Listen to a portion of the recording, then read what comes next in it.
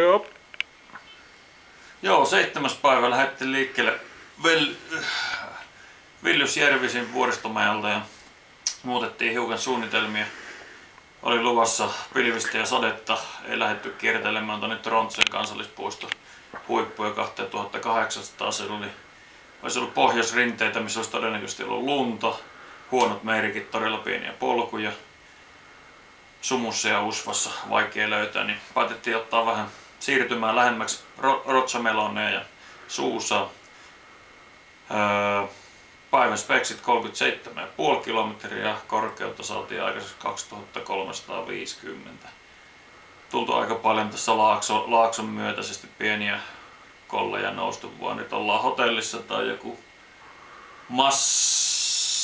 Massonen, mikähän tää nyt oli tämän kylän nimi tässä. 7. päivä, niin ajateltiin, että juhlitaan sitä, että viikko ollaan oltu polulla. Ollaan hotellissa. Hyvä meininki, huomenna jatketaan. Susa.